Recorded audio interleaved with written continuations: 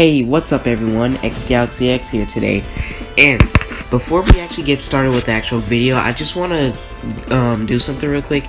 I want to tell you guys that I'm a little sick, so my voice might sound a bit stuffy, so I just want you guys to know. So anyway, now that I got that out of the way, let's get started. So this game is called HedgeBlox, and the game is by Perfect Gamer 1232, I believe that's what his name is. So I just want to talk about the model real quick for the game. So we have these first 4 models right here, and I just want to say that the last one, this 4th one, looks the best out of all of them. You can obviously tell that this first one is admittedly the worst one, because first of all, Sonic, his model looks like a free model Sonic head, and then you attach it to a Roblox 2.0 body, and then just put Sonic clothes on it, which is heavily inaccurate. That's what they do in Sonic Ultimate RPG. Second model is a bit better, but it still is worse.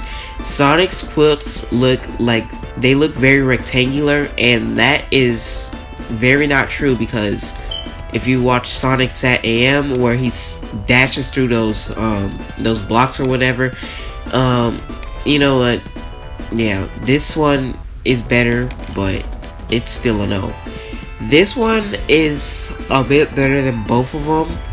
This one is built because you can obviously see that Sonic's gloves, they look like he just put them on, and not in the sense that it was a part of his clothes. And the last one, which is basically the one we have, I like it. The model looks a bit big, but I mean, I don't really care. Mainly as long as the gameplay is good, I wouldn't really do too much about it. Second thing that I want to touch upon is the fact that Chip's thing that he gave Sonic in the end of Unleashed, it's here. And honestly, I love this. I love this so much, because Chip is one of my favorite protagonists in a Sonic game, and I just really want to commend that.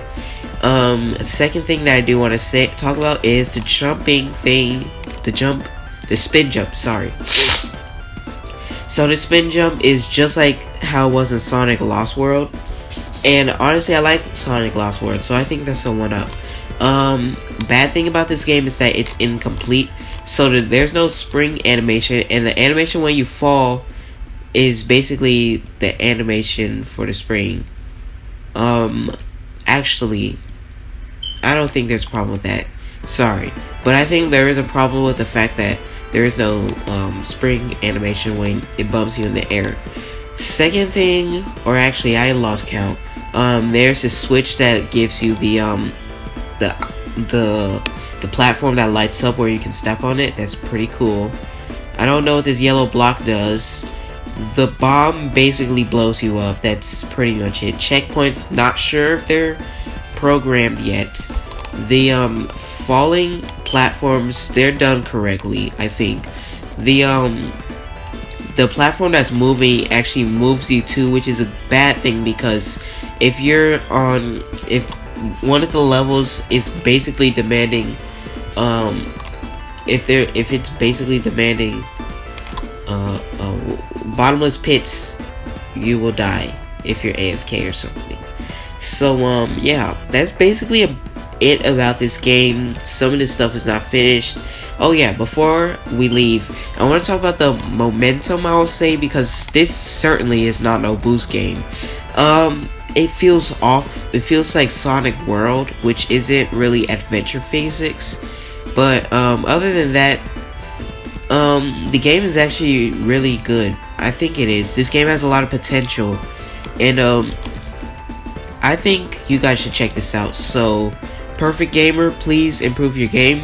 It's not bad right now, but just don't slack off, you know. But anyway, I know it takes time to develop, but let's move on to the other game. Peace and see ya. Alright guys, I feel a little bit better. I'm still sick though, but whatever.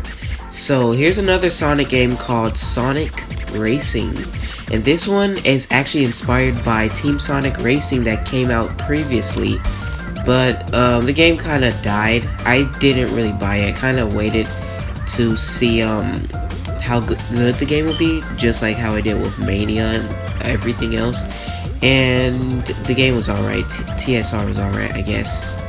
But before I can even judge anything, I want to talk about this game. So, this game is basically inspired from Team Sonic Racing. Something that I do really like about the game is that the detail is really bright. Like, when I say bright, I think the detail's really great. I really like how the building, not the buildings, how the mountains or whatever, they actually have texture to them, and the map actually looks like the Wisp circuit from Team Sonic Racing, and I like that. I really do enjoy that. But when I played this game back in like late July, I think, I was at my dad's house, but the Wi-Fi was not that great.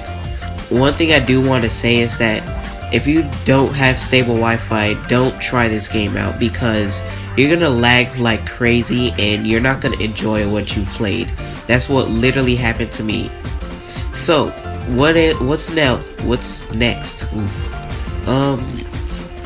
The dash panels, they sort of work. Not gonna criticize that too much because it's little. A lot of things in this game, they work well. The grind rails, since this is somewhat of Hedge engine in the way, they're kind of a little bit lazy, I would say. Probably take out the grind rails, or I don't know, do something else with them. The animation when you get past the dash ring, I like it. The little twirl you do, the twirl thing you do, I like it. I dig it. The map itself is really great. There's plenty of extra pathways to take to get to the to get to the end, and I like that. There's a section in the map where it diverges into 3 separate paths. I really like that. I love games with great level design. I think that goes for all of us. Who likes a bad game, you know? But, yeah, I think this game is pretty fun. Obviously, it'll be more fun to play with friends, but I just wanted to touch up on it a little bit because, I mean, it just came out really soon, and I just wanted to look at it because the creator of this game is actually my friend, and, you know, if you're a creator of a Sonic game or Roblox, I would just want you to get better at making games, you know. This is probably one of his 3rd games, but either way, I really enjoyed this one. I mean, whenever you had bad Wi-Fi, don't play this game because it's not going to be stable for you. The springs will be really off, everything. So whatever you do, just don't play it if you have bad Wi-Fi. Other than that, the game actually has really good level design. And yeah, peace.